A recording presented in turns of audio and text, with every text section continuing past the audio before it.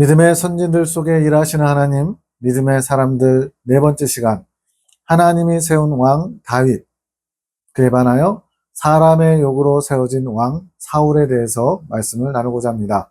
오늘은 정말로 흥미진진한 이야기가 될 겁니다. 다윗을 잘 알고 사울을 잘 알지만 이 둘이 어떻게 다른지를 비교해 보면서 하나님이 왜 다윗을 세우셨는지를 깨닫고 저와 여러분도 다윗처럼 하나님이 사용하실 수 있는 준비된 그릇이 되기를 소망해 보는 시간 갖겠습니다. 먼저 사울 왕이 다윗보다 한 세대 먼저 왕이었죠. 그래서 사울 왕을 먼저 살피는데, 인간의 욕으로 세워진 왕 사울. 사람들이, 이스라엘 백성들이 자꾸 이민족에 의해서 침범을 당하고 종살이를 하고 괴로움을 당한 시간이 사사시대 한 300년에서 350년 정도 그런 시간을 보내게 됩니다. 그러자 이제 너무나 그것이 고통스러웠던 백성들이 본인들이 하나님 앞에 범죄함으로 하나님께서 이방인들을 도구로, 채찍으로 삼아 때린 것을 생각지 못하고 본인들에게 강력한 왕이 없어서, 다른 이방 민족들은 다 왕이 있잖아요.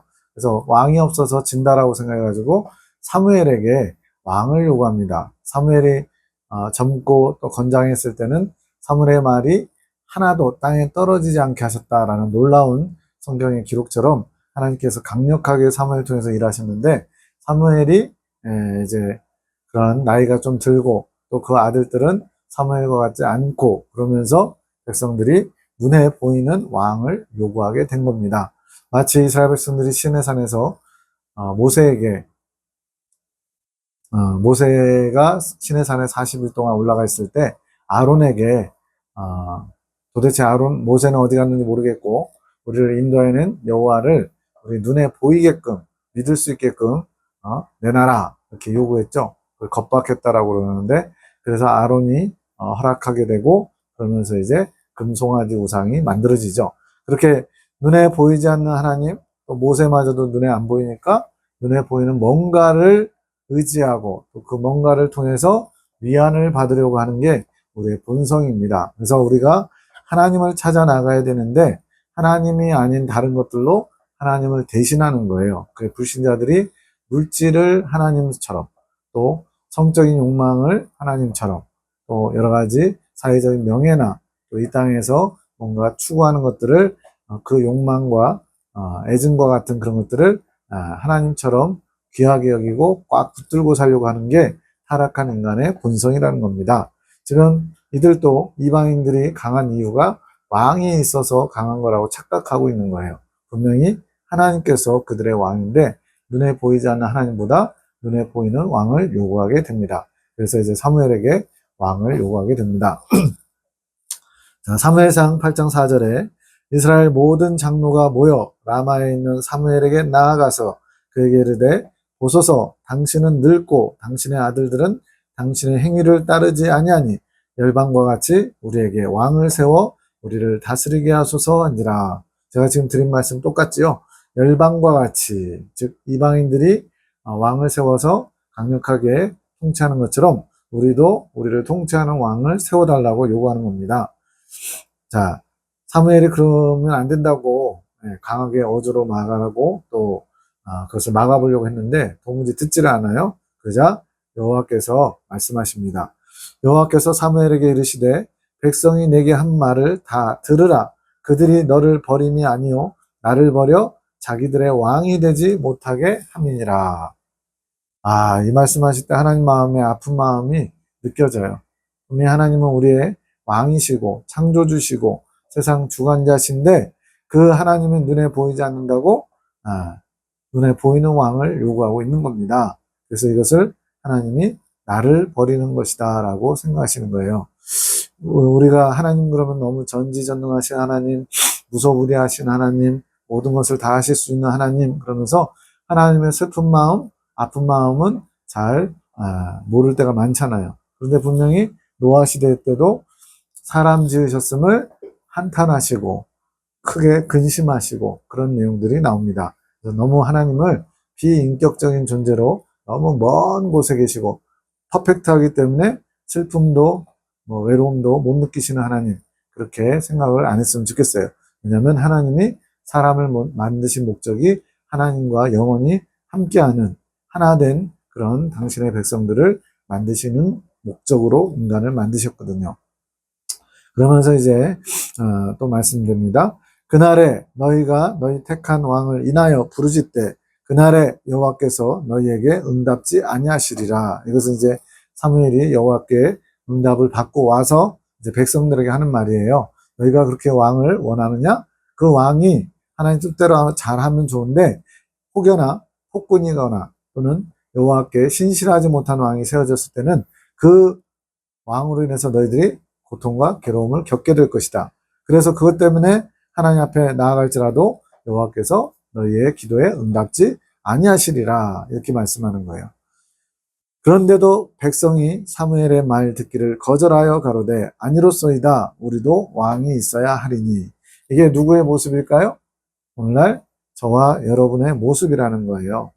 꼭 굳이 보이지 않는 하나님보다 눈에 보이는 뭔가를 의지하게 되고 그것을 우상처럼 이제 하나님을 대신해서 의지하면서 좋아하면서 사랑하면서 그걸 끌어안고 살고자 하는 우리의 완악함을 여기서도 보게 됩니다. 이러한 인간의 욕으로 이제 사울이 왕으로 세워지게 되죠. 자, 두 번째로 정말로 처음 출발하는 모습은 사울은 정말 괜찮은 사람이었습니다. 한번 볼까요? 기스가 아들이 있으니 아버지입니다. 그 이름은 사울이요 준수한 소년이라. 이스라엘 자손 중에 그보다 더 준수한 자가 없고 어떻게 생겼는지 모르겠지만 넘버 원이래요. 넘버 원. 미스 코리아는 예전에 1년에 한 번씩인가 뽑았잖아요. 근데 지금 그런 것도 비교가 안 될 정도로 이스라엘 중에 가장 잘생긴, 그리고 키는 모든 백성보다 어깨 위는 더하더라. 짧게 보면 30cm, 좀 더 크게 보면 40cm 정도 더 큰 거예요. 오늘날 평균 키 한 175 정도로 본다면 젊은 사람들 2m가 넘는 겁니다. 그러니까 키도 크고 귀골이 장대하고 또 얼굴은 너무너무 넘버 원으로 생겼고, 이 사람의 외모에 비견할 만한 분은 아담, 첫 번째 사람 아담, 그리고 다윗왕의 아들 중에 압살롬, 그 외모가 심히 아름다웠을 거라고 보이는데 몇 사람 없을 것 같아요. 자, 사람 눈에 굉장히 멋있어 보이는 겁니다. 대단해 보이는 겁니다. 또 하나님이 인정하실 만큼 이렇게 외적으로는 뛰어납니다. 사울의 아비 기스가 암나기들을 잃고 그 아들 사울에게 이르되 너는 한 사원을 데리고 일어나 가서 암나기들을 찾으라 하매. 암나기들이 한눈 판사에 도망갔나 봐요. 그래서 아버지의 명을 받아서 여기저기 막 찾아다닙니다. 지금처럼 이렇게 근처 찾아보는 게 아니고요. 그가 에브라임 산지와 살리사 땅으로 두루 다니되 찾지 못하고 사알림 땅으로 두루 다니되 없고 베냐민 사람의 땅으로 두루 다니되 찾지 못하니라. 엄청나게 돌아다니는 거예요. 거의 우리식으로 따지면 사방 한 50km 이상 반경을 돌아다니는 겁니다. 굉장히 효심이 지극한 걸 알 수가 있죠. 아버지의 명에 최선을 다하는 거예요. 저 같았으면 그냥 집 주변에 한 1km 안에 둘러보고 이미 사람이 잡아갔든지 또는 먹혔을 거라고 포기하시라고 이랬을 텐데 열심히 찾아다닙니다. 그들이 숲 땅에 이른 때 사울이 함께하는 사원에게 이르되 돌아가자. 내 부친이 암나기 생각은 고사하고 우리를 위하여 걱정하실까 두려워하노라. 얼마나 배려심도 많아요. 아버지가 걱정하실까봐 가지고 있던 양식도 다 떨어지고 이제 다시 돌아가자 이렇게 말을 합니다. 굉장히 효성도 지극하다는 걸 알 수가 있어요. 외모 뛰어나죠? 효성도 지극하죠? 이렇게 아버지가 잃어버린 암나기를 찾으려고 헤매다가 종자가 이 근처에 사무엘이라는 선지자가 있는데 그가 굉장히 대단합니다. 그에게 찾아가자고 종이 권합니다. 그랬더니 또 사울이 하는 말이 선지자를 찾아뵙는데 뭔가 드릴 예물이 하나도 없는데 어떻게 하면 좋지? 라는 얘기를 합니다. 이만큼 또 기본 예의도 있는 사람이 바로 사울 왕이었어요. 대단하죠? 네. 그래가지고 어찌어찌 이제 사무엘을 만나게 되고 이제 사무엘께서 이제 그를 이제 왕으로 세우겠다는 뜻을 언지를 살포시 합니다. 그러면서 이제 사무엘하고 대화가 끝나고 나서 그가 사무엘에게서 떠나려고 몸을 돌이킬 때 하나님이 새 마음을 주셨고 그날 그 징조도 다 응하니라.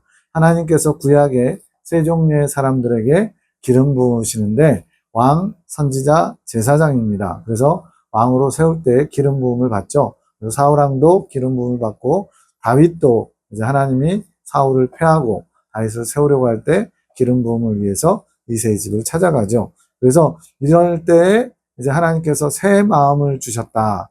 하나님께서 이제 새 그릇, 즉 성령을 담을 수 있는 그릇으로 마음을 새롭게 하시는 이런 작업들을 하시는 것 같아요. 그래서 오늘날 새 술은 새 부대라는 표현이 있잖아요. 이것은 새로운 포도주, 즉 성령님을 담으려면 우리의 마음의 그릇이 깨끗해야 된다는 거예요. 그래야만 우리 안에서 마음껏 성령께서 일하실 수 있기 때문에. 그래서 이제 하나님이 사울을 왕으로 세우시고자 새 마음을 주시고 또 여러 가지 사무엘을 통해서 말씀하셨던 징조들도 응하게 됩니다.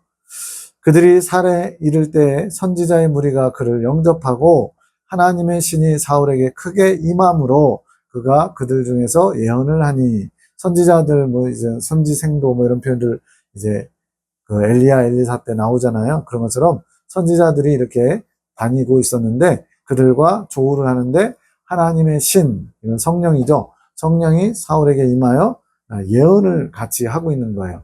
선지자들은 어쨌든 하나님의 뜻을 받는 사람들이니까 예언을 훈련하든지 뭐 어떻게 열심히 기도를 하든지 그러겠죠. 그런데 그들 사이에 섞여가지고 예언을 하는 겁니다.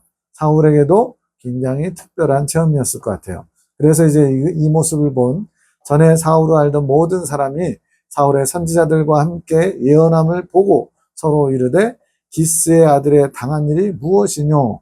사울도 선지자들 중에 있느냐 하고, 지금 사울을 알고 있는 사람들이 보기에도 굉장히 신기한 거예요. 하나님의 말씀을 선지자가 아닌 사울이 예언하는 것. 이것도 하나의 예표로 하나님께서 사울을 택하셨다라고 보여준 거겠죠. 물론 이제 사람들의 욕으로 세워졌다는 것을 우리가 잊어서는 안 됩니다. 그곳에 어떤 사람은 말하여 이르되 그들의 아비가 누구냐 한지라. 그러므로 속담이 되어 가로되 사울도 선지자들 중에 있느냐 하더라. 나중에 이제 다윗 잡으러 다니다가 이제 나중에 또 한 번 또 선지자들 사이에서 예언을 하는 이야기가 또 나옵니다. 자, 이러한 사울이 이제 아비의 암나기를 다 찾고 이제 사무엘을 통해서 왕으로 세움을 입는데 제비 뽑기 방식으로 한 것 같아요. 왕을 뽑는데. 근데 점점 베냐민 지파의 기스의 집으로 점점 다가오니까 사울이 어떻게 해요? 숨어버립니다. 행구 사이에 숨었다 그랬어요. 그래가지고는 이제 사람들이 막 찾고 사무엘도 찾고 그러니까 겨우겨우 자신을 드러내게 되고, 이제 그렇게 해서 이제 왕으로 선출됐음에도 불구하고 저까짓 게 무슨 우리 왕이냐고 비류들, 건달들이 비웃는데 그들을 또 너그럽게 용서합니다. 이처럼 사울의 첫 출발은 굉장히 나무랄 데 없을 정도로 외모도 출중하지요. 부모에 대한 효성도 지극하지요. 또 선지자를 찾아갈 때 예물을 준비해야 되는 그런 예의범절도 있지요. 또 자신이 점점 제비 뽑기에 당선될 것 같으니까 숨는 겸손함도 있죠. 또 자기를 비웃는 건달들을 용서할 정도로 대범한 척인지 또는 대범한 것인지 나름대로 외적으로는 정말 괜찮은 왕이었습니다. 그런데 이러한 사울이 점차 변질되게 됩니다. 사울의 변질. 사울이 왕이 될 때 40세라. 그가 이스라엘을 다스린 지 2년에 40세부터 80세 죽을 때까지 40년 동안 다스린 거예요. 그 중에 이제 2년이라는 시간이 지나고 이제 블레셋하고 크게 한판 붙게 된 거예요. 그 사이에 이제 자잘한 뭐 싸움이 있었을지 모르지만 그동안 계속 블레셋이 철기 문화를 가지고 있었기 때문에 많이 이렇게 밀렸거든요. 그러면서 이제 블레셋과 크게 한판 붙게 되면서 사무엘이 내가 이제 일주일 후에 갈 테니까 어디에 번제단만 차려놓고 준비하고 기다리시오 이렇게 명을 내리고 이제 기다리는 상황이었습니다. 사울이 사무엘의 정한 기한대로 이레를 기다리되 사무엘이 길갈로 오지 아니하매 백성이 사울에게서 흩어지는지라. 자, 지금 사무엘의 강력한 영도력으로 사무엘을 따라다니던 이스라엘 백성들이었는데 지금 사울은 왕이 된 지 2년 정도밖에 안 됐어요. 그러다 보니까 아직 백성들을 장악하지 못한 상태입니다. 그런데 약속의 사무엘이 일주일을 기다렸음에도 시간이 지나도 안 오는 거예요. 그러니까 이제 블레셋이 막 엄청난 숫자로, 헤아릴 수 없는 숫자로 지금 둘러싸서 곧 싸움이 벌어질 판인데, 백성들이 크게 두려워합니다. 사무엘이 함께였으면 하나님이 함께 하시고 이길 수 있다라는 희망을 갖는데, 사무엘 선지자가 안 나타나니까 이제 사울에 대한 불신이죠. 그래가지고 두려워하면서 도망가는 거예요. 우리 오늘식으로 얘기하면 탈영병이죠. 그러다 보니까 사울의 입장에서는 싸워보기도 전에 지금 지게 생긴 거예요. 그러자 이 다급해진 사울이 이제 안 되겠다 싶어가지고 싸워보기도 전에 지는 것보단 차라리 내가 조금 방법을 바꿔서라도 이길 수 있는 방법을 찾아야 되겠다. 사람들의 마음을 다시 모아야 되겠다. 이 생각을 한 것이 바로 본인이 번제를 집례하게 된 겁니다. 사울이 가로되 번제와 화목제물을 이리로 가져오라 하여 번제를 드렸더니, 이게 지금 무슨 잘못을 한 거죠? 번제는 제사장이 집례해야 되잖아요. 사무엘 제사장이 오기 전에 사람들이 흩어지고 싸워보기도 전에 지게 생겼으니까 사람들을 의존하는 마음이 사울에게는 많은 거예요. 하나님이 함께 하시다는 것보다 눈에 보이는 사람들이 더 의지할 만하고, 또 싸울 때는 사람이 있어야 돼. 인간적으로는 당연한 거지만 하나님 중심적이지는 않은 거예요. 그래서 번제되기를 필하자 사무엘이 온지라. 어떤 이유로 사무엘이 늦었는지는 알 수 없지만 하나님께서 섭리 가운데서 이렇게 하신 거겠죠. 사울이 나가 맞으며 무난함에 사무엘이 가로되 왕의 행한 것이 무엇이뇨? 번제를 먼저 하지 말아야 될 번제를 집례한 것을 지적하는 겁니다. 사울이 가로되 어쩌고 저쩌고 하는데, 내가 여호와께 은혜를 간구치 못하였다고 부득이하여 번제를 드렸나이다. 처음에 그 멋있었던 사울의 모습은 어디론가 가버리고요. 점차 약해지고 뭔가 이렇게 인본적이 되고, 또 본인의 어떤 왕됨을 인정받고자, 사람들에게 인정받고 대접받고 존중받고자 하는 마음이 스물스물 올라오나 봐요. 그래가지고 지금도 변명을 하는 겁니다. 부득이, 사실은 이제 사무엘 당신이 늦은 거 아니냐고 따지고 싶은 거죠. 그래서 부득이하여 나는 어쩔 수 없이 번제를 드렸습니다. 그랬어요. 그랬더니 사무엘이 사울에게 이르되 왕이 망령되이 행하였도다. 오늘날 우리식으로 얘기하면 미쳤니? 이 소리예요. 지금 제정신이니? 미쳤니? 왕의 하나님 여호와께서 왕에게 명하신 명령을 지키지 아니하였도다.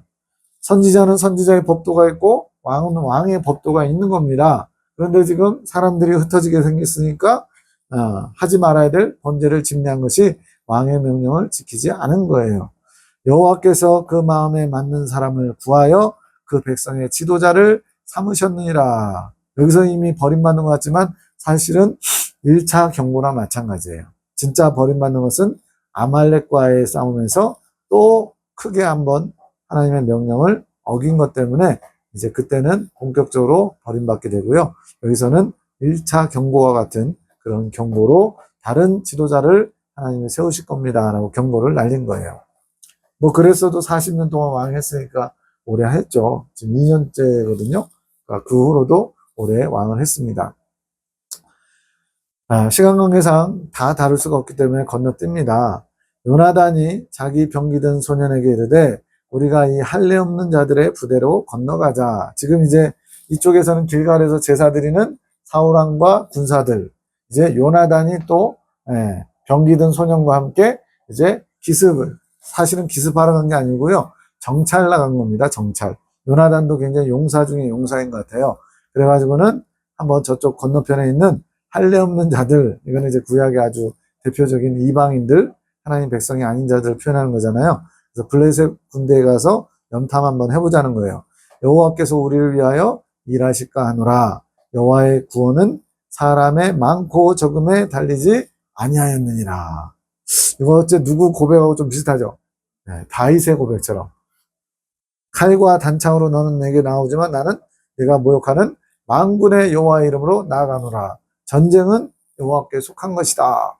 이게 진짜 하나님을 믿는 용사들의 고백이죠. 지금 이 요나단도 여호와의 구원은 병사들의 적고 많음에 달려있지 않다는 거예요. 앞서 사울왕은 지금 백성들이 싸워보기도 전에 흩어지고 도망가고 그러니까 사람 수의 질에 겁을 먹는 겁니다. 3,000명 정도 있었는데 더 이렇게 흩어져 버리면 안 되잖아요. 그러니까 이제 안 되겠다 싶어가지고 번제를 집례했어요. 그런데 이 요나단은 아버지와 확실히 다르다는 걸 알 수가 있어요. 말 그대로 다윗과 같은 용맹한 믿음이 있습니다. 이날에 이스라엘 백성이 피곤하였으니 이건 뭐냐면 크게 하나님이 대승을 거두도록 하셔가지고 막 이제 물리치는데 문제는 이 사울이 아까 망령이라는 단어 나왔잖아요. 진짜 망령이 들어갑니다. 이는 사울이 백성에게 맹세시켜 경계하여 이르기를 저녁 곧 내가 내 원수에게 보수하는 때까지. 지금 이 당시에는 무슨 이렇게 헤드라이트가 있어가지고 이렇게 장갑차나 이런 걸로 또 헬기로 비추는 게 아니기 때문에 깜깜해지면 전쟁하기가 어려워요. 기습은 할지 몰라도. 그래서 저녁에 해질 무렵까지 크게 싸움이 벌어지는데 저녁까지 내 원수에게 보수하는 때까지라는 것은 완전한 승리를 거두기까지 아무 식물이든지 먹는 사람은 저주를 받을지어다. 이거 제정신이 아닌 겁니다. 제가 중학교 이때쯤 형하고 집안에서 좀 이불 깔아놓고 씨름을 좀 많이 해봤거든요. 몸으로 이렇게 부대끼는 건요, 한 3분에서 5분만 해도요, 녹초가 됩니다. 힘이 다 빠져가지고 더 이상 씨름을 할 수가 없어요. 그런데 지금 전쟁터에서 몇 시간을 싸우는데 아무것도 먹지 말고 적을 물리치는 일에만 힘쓰라는 거예요. 지금 완전 객기를 부리고 있는 거예요, 객기. 사람이 점점 빠져나가니까 겁나가지고 본인이 번제를 드린 거는 생각 못하고 이제는 이 승기를 가지고 대승을 거둬야 되겠다. 먹는 시간도 아깝고 또 우리가 하나님 앞에 믿음을 보여야 될 때라고 착각하고 있는 겁니다. 하나님이 원하시는 게 아니고 본인이 생각하기에 이 전쟁은 여호와께 속한 것이니까 우리가 이 먹는 거를 의지하지 말고 하나님의 능력을 의지해서 싸워 이기자라는 의미로 이렇게 무리한 수를 던지는 거예요. 문제는 이게 하나님으로부터 온 게 아니라 자기의 어떤 왕으로서의 권위를 내세우고 있는 거예요. 내 말이 잘 먹기나 안 먹기나 만약 안 들으면 가만 안 둔다 이런 느낌. 그러므로 백성이 식물을 맛보지 못하고 얼마나 공고하겠어요. 그런데 이 말을 한 것도 여호와께 묻고 하는 것이 아니라 자기 생각에서 나온 거예요. 역대상 10장 13절 14절에 보면 사울왕이 마지막 그 전투를 앞두고 길보아 전투를 앞두고 이제 사무엘 선자도 이제 없거든요. 그래가지고는 본인이 한때 다 없앴다고 생각했던 신접한 여인, 오늘날로 말하면 이제 무당이죠. 무당을 찾아가서 내일 전쟁의 승패가 어떻게 될지를 알아보고자 하는 거예요. 여호와께 묻지 아니하고 신접한 여인에게 물었으므로 네가 죽으리라, 이런 어떤 이제 하나님의 엄한 저주를 받게 됩니다. 자, 여호와께 묻지 아니하고 또 어디 나왔냐면 여호수아서에 나와요. 그 기브온 거민들이 겁이 나가지고 화친 조약을 맺으러 왔을 때 딱 보니까 완전히 한 몇 달 걸려서 온 사람들처럼 떡이나 이런 건 곰팡이 나고 옷은 다 해지고 얼굴은 완전히 먼지 투성이고 아주 먼 데서 온 것처럼, 그러면서 당신들의 소문을 듣고 왔으니 우리는 서로 만날 일은 없지만 혹시나 몰라서 화친 조약을 맺었으면 좋겠다고 그랬더니 여호수아도 속았어요. 여호수아도 여호와께 묻지 아니하고 화친 조약을 맺게 됩니다. 이게 우리 삶에 하나님께 우리가 보기에 당연하고 우리가 충분히 할 수 있고 결정할 수 있는 일들이 많을지라도 우리는 여호와께 묻는 것을 습관화해야 됩니다. 습관화하지 않으면 이처럼 사울왕처럼 실패하게 되고요. 또 여호수아와 백성들이 기브온 거민을 화친 조약을 맺은 것처럼 이렇게 실패를 경험하게 되는 거예요. 이 사울왕은요, 처음에는 나름대로 괜찮고 겸손한 사람이었는데 점점 변질되어 갑니다. 근데 그 특징이 뭐였냐? 사람을 의지하고 사람을 두려워하는 거예요. 이 사울왕이 버림받게 되는 큰 사건이 두 가지인데 앞서 살펴본 번제를 자신이 집례한 사건. 왜 그랬다고요? 사람들이 흩어지니까 사람들을 의지하는 마음이 있었죠. 지금 요나단은 여호와의 구원은 사람의 많고 적음에 달려있지 않다, 이렇게 신앙 고백을 하는데 사울왕은 그러지 못했던 거예요. 또 그 다음 사건인 아말렉 왕 아각과 또 좋은 가축들을 다 살려놨는데 그 살려놓은 이유도 사실은 내가 사람들의 소리를 두려워하여, 이런 표현이 뒤에 나옵니다. 그래서 사울왕은 사람들이 요구해서 세워진 왕인데 그의 페이는, 그러니까 능력이 없어서도 아니고 부족해서도 아니에요. 딱 하나, 사람을 두려워한 왕이었다는 게 가장 큰 문제입니다. 왜 다윗을 그렇게 진짜 평생의 대적처럼 죽이러 쫓아다녀요? 자기한테 가장 큰 공을 세우고 자기 든든한 우군이었던 다윗을 왜 죽이려고 해요? 다윗이 자신을 죽이고 왕위에 오를 거라고 완전히 강박관념을 갖게 된 거예요. 그러니까 사울의 모든 행보가 사람을 두려워하는 모습으로 점철되어 있는 것을 발견할 수 있습니다. 우리는 사람을 두려워해서는 안 돼요. 여호와를 두려워해야 됩니다. 경외해야 됩니다. 여호와께서 모든 것을 섭리하시고 주관하신 것을 늘 기억해야 됩니다. 자, 이스라엘을 구원하신 여호와의 사심으로 맹세하노니 내 아들 요나단에게 있다 할지라도, 즉 지금 어떤 그 범죄로 인해서 큰 재앙이 닥치니까 이게 도대체 누구 때문이냐 이렇게 해가지고 찾고 찾다가 이제 내 아들 요나단이 그 죄를 범했다면 그도 죽을지어다. 요나단이 무슨 죄를 범했어요? 사울왕이 먹지 말라고 한, 저녁에 완전한 승리 거둘 때까지 아무것도 먹지 말라고 했는데 그 얘기를 듣지 못했기 때문에 꿀을, 석청을 찍어서 먹고 눈이 밝아졌잖아요. 힘을 얻었잖아요. 그런데 어떻게 또 기가 막히게 내 아들 요나단이 그 범죄함으로써 이 재앙의 원인이 되었다 할지라도 반드시 죽으리라. 이건 뭐예요? 요나단을 안 사랑해서 그럴까요? 그거보다도 지금 사람을 두려워하는 왕이다 보니까 사람들이 자기를 인정하지 않는 것처럼 착각하거나 또는 인정받지 못하고 있다는 그런 강박관념 때문에 자기의 권위를 세우려고 자꾸 무리수를 주는 거예요. 하나님 중심이 아니라 사람 중심의 왕이 이러한 모양을 보이고 있는 겁니다. 하되 모든 백성 중 한 사람도 대답지 아니하매. 이건 무슨 말이겠어요? 지금 많은 사람들은 다 알고 있다는 얘기예요. 요나단이 이렇게 명령을 듣지 못하고 어긴 것을. 그러니까 혼자서 지금 잘못된 길로 막 나가고 있는 거예요. 자, 사울왕의 이제 마지막 끝판왕 어떤 거냐면 진짜로 버림받게 되는 두 번째 사건이 나옵니다. 만군의 여호와께서 이같이 말씀하시기를 아말렉이 이스라엘에게 행한 일, 곧 애굽에서 나올 때에 길에서 대적한 일을 내가 추억하노니 지금 가서 아말렉을 쳐서 그들의 모든 소유를 남기지 말고 진멸하되 남녀와 소아와 젖먹는 아이와 우양과 약대와 나귀를 죽이라 하셨나이다. 사무엘을 통해서 하나님이 이제 시간이 얼마나 걸렸는지 몰라요. 한 10년에서 20년 정도 걸린 것 같은데 어느 정도 사울도 자리를 잡았어요. 근데 이제 아말렉을 진멸하라고 명령이 떨어집니다. 왜 이 명령이 떨어졌을까?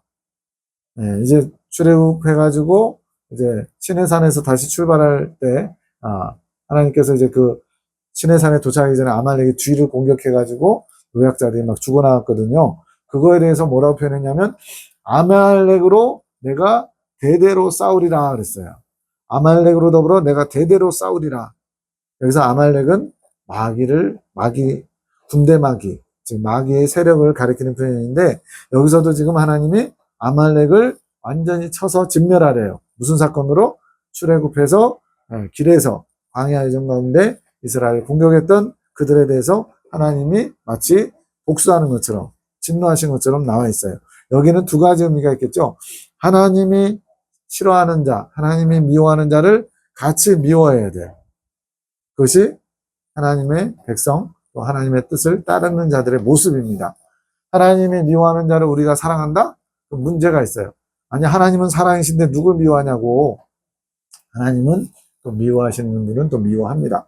우상 숭배하는 자들 미워하시고요. 마귀도 미워하시고요. 물론 이제 그 사람에게 죄는 허락하시니까 우리도 사람은 미워하지 말고 죄는 미워하라는 말씀이 있죠. 어쨌든 지금 아말렉을 진멸하라. 이게 하나님 뜻이니까 하나님의 종이라면 이것을 실천하는 게 하나님의 사람이에요.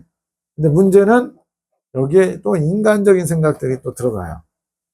볼까요? 사울이 하일라에서부터 애굽 앞 술에 이르기까지 아말렉 사람을 치고 아말렉 사람의 왕 아각을 사로잡고 칼날로 그 모든 백성을 진멸하였으되.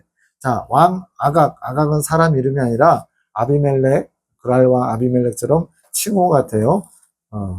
애굽의 왕은 뭐였죠? 칭호가 바로. 이런 것처럼 아각은 사람 이름은 아니고 바로 아말렉의 왕 칭호가, 우리나라도 무슨 그 임금의 칭호들이 있었잖아요.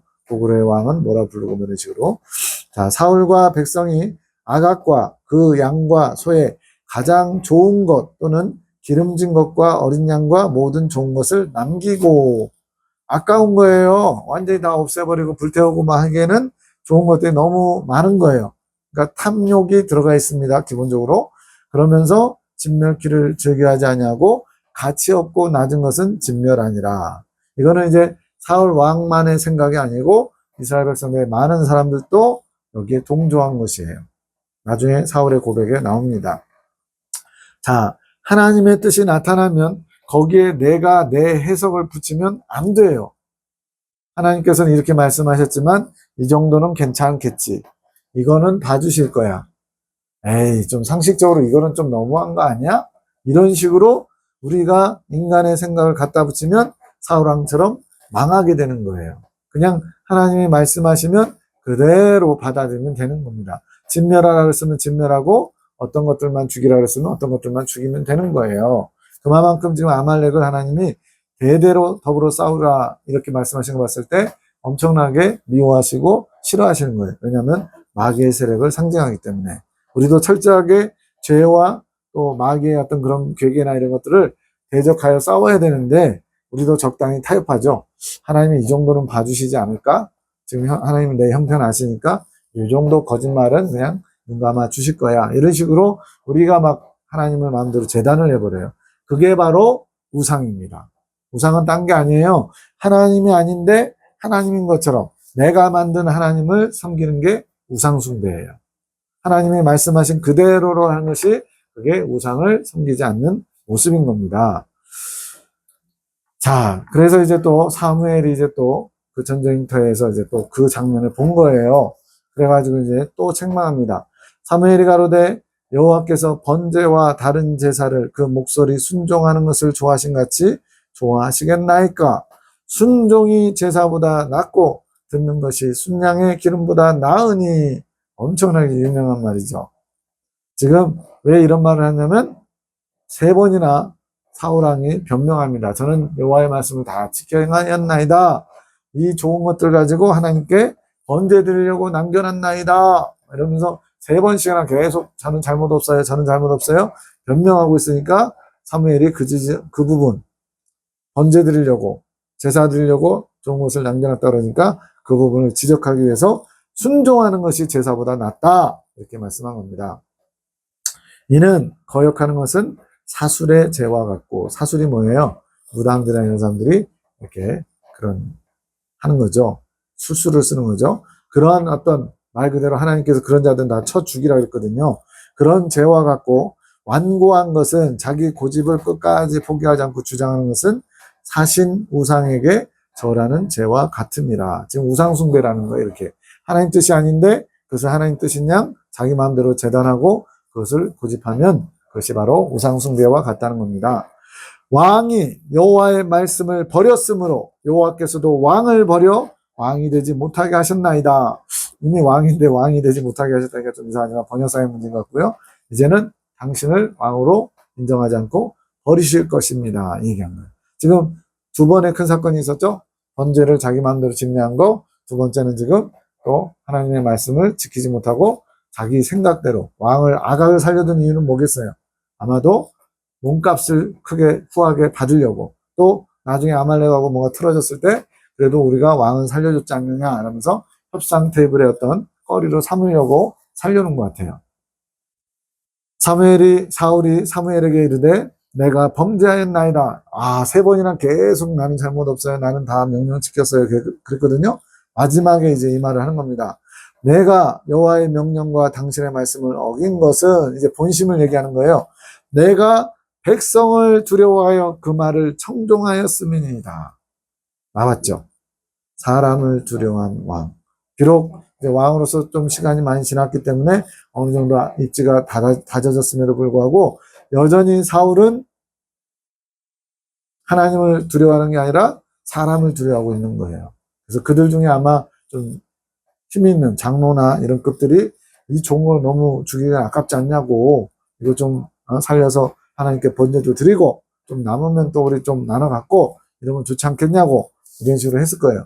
만약 그거를 듣지 않으면 좀 관계가 불편해지고 왕으로서 직무를 행하기에 어려웠을 수도 있지요. 그런 속사정은 모르지만 지금 변명인지 아니면 실제로 그랬는지 모르지만 내가 백성을 두려워하여 그 말을 청종하였다고 고백하고 있는 거예요. 이게 사울이 하나님께 버림받은 원인입니다.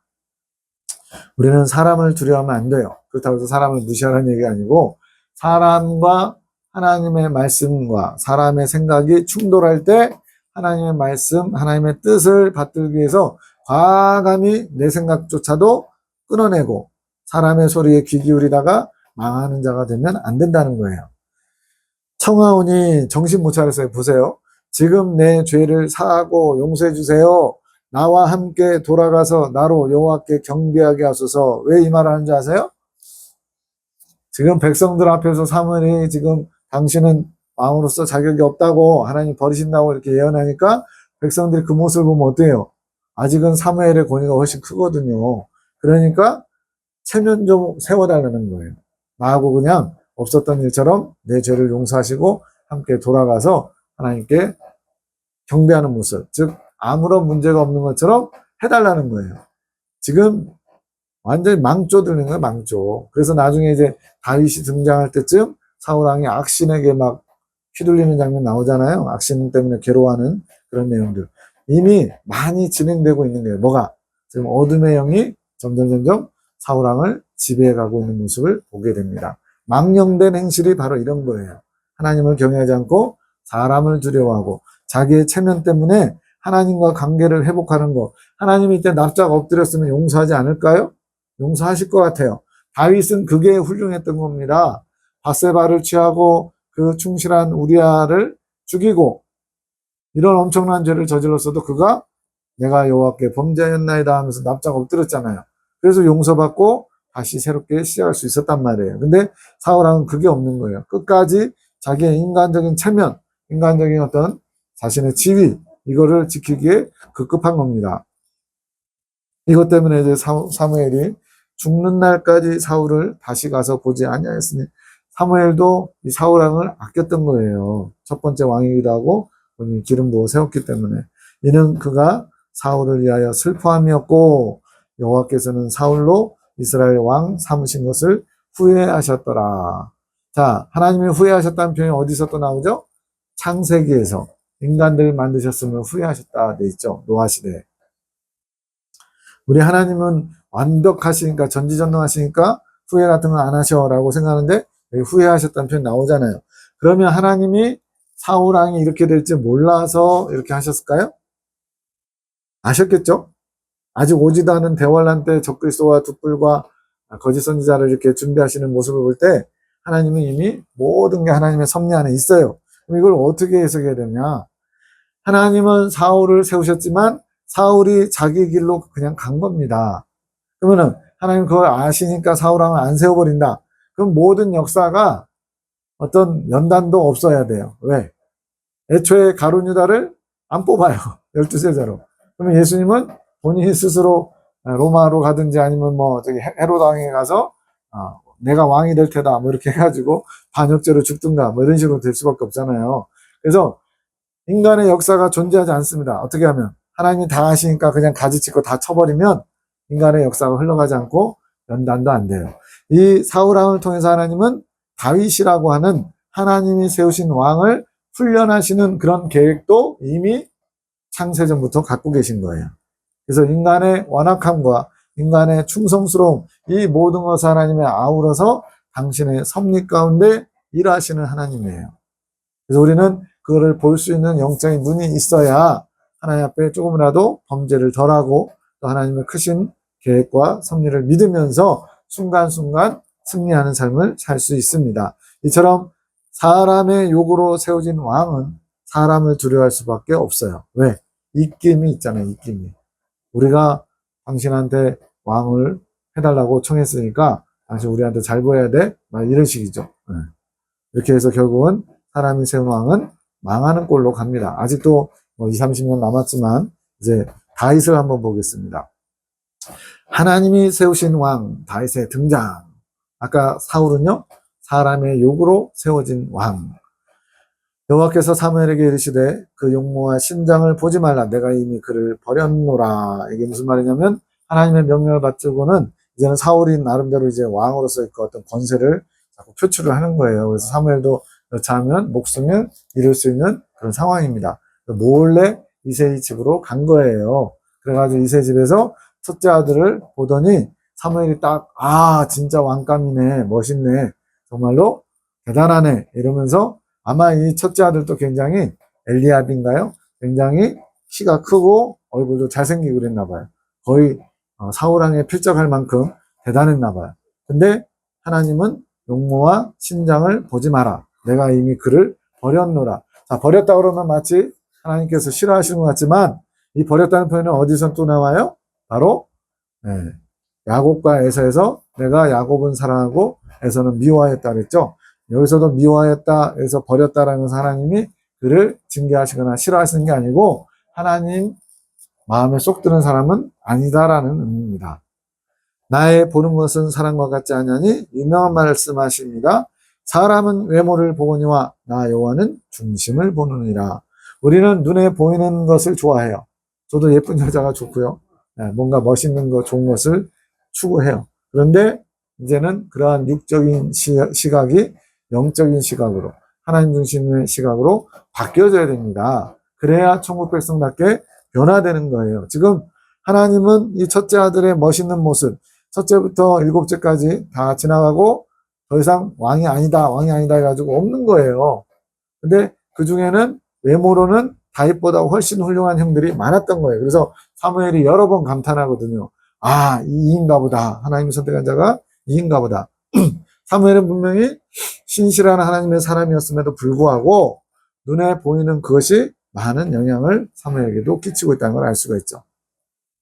그러다가 이제 밭이 아니라 밖에서 양을 치고 있는 막내인데 혼자 양을 치고 있어요. 형들은 지금 집에서 뭐 쉬고 있는지 뭐 이렇게 순환제인지는 모르겠어요. 그러나 어쨌든 형들에게 홀대당하고 무시당하는 그런 분위기를 엿볼 수가 있습니다. 그래서 그 막내는 볼 필요 없습니다. 우리 중에 제일 어리고 여기 있는 제 아들들보다는 좀 급이 떨어집니다. 이런 취급을 받던 다윗이에요. 근데 이제 사무엘이 아니다. 그가 오기 전까지는 나는 음식을 먹지 않겠다. 그래서 어쩔 수 없이 다윗을 불러들이죠. 그때 하나님이 딱 이제 말씀하시는 거예요. 그게 이제 사도행전에 뭐라 표현됐죠? 이새의 아들 다윗을 만나니 내 마음에 합한 사람이다. 이게 원래 그때 한 거예요. 그때 이새의 집에 사무엘이 기름 부을 때 장면을 말하는 겁니다. 사무엘이 기름불을 취하여 그 형제 중에서 그에게 부었더니 이날 이후로 다윗이 여호와의 신에게 크게 감동되니라. 언제 있었죠? 사울왕을 세울 때도 똑같이 새 마음을 주시고 여호와의 신에 크게 감동되었죠. 이처럼 구약에는 왕, 제사장, 선지자, 하나님의 일꾼들에게만 기름 부음이 있어요. 오늘날 성령의 임재죠. 이것이 오늘날 예수님 믿는 사람들에게는 각자의 심령 속에 다 임하게 되는 겁니다. 그러니까 얼마나 은혜스러워요. 그래서 구약에는 이렇게 하나님의 신에 감동된 사람들이 극히 많지 않았기 때문에 구약의 24장로, 하나님 보좌를 둘러싸고 있는 24장로밖에 이긴 자가 없는 거예요. 하나님 기준에 이긴 자. 그래서 신약에 와서는 14만 4천 명이나 되는 이유는 각자가 성령님이 임재하시고 직접 이끌어 가시기 때문에 이긴 자가 될 수 있는 가능성이 훨씬 더 많은 거죠. 그래서 구약의 이긴 자는 24명밖에 안 되고 신약의 이긴 자는 14만 4천 명이나 되는 겁니다. 사무엘이 떠나서 라마로 가니라. 여호와의 신이 사울에게서 떠나고 이거 보세요. 그 전부터 이제 그 악한 영이 계속 입질을 하는 거죠. 사울의 마음을 요동케 하는 거예요. 그러다가 이제 여호와의 신이 사울에게서 떠났다는 건 무슨 의미예요? 오늘날 우리가 아는 성령 해방죄. 완전히 성령께서 떠나시는 거예요. 그래서 여호와의 부리시는 악신은 뭐예요? 마귀죠. 마귀인데 누가 부려요? 여호와께서. 그러니까 모든 것이 하나님의 통제 아래, 하나님의 주권 아래 있음을 알 수가 있습니다. 왜 악신이 번뇌케 했을까요? 다윗을 멋지게 등장시키려는 하나님의 무대예요. 이런 거 볼 때 하나님이 모든 것을 조율하십니다. 그래서 우리는 환경 탓, 사람 탓 하지 말고 주어진 환경 가운데 하나님을 기쁘시게 하는 게 무엇일까를 늘 염두에 두어야 됩니다. 자, 다윗의 신앙 고백을 이제 보는데 골리앗과 싸울 때예요. 이제 악신을 쫓아내줘가지고 눈도장 한번 찍었는데 희한하게도 성경은 마치 사울이 그를 잊은 것처럼 또는 못 알아보는 것처럼 나옵니다.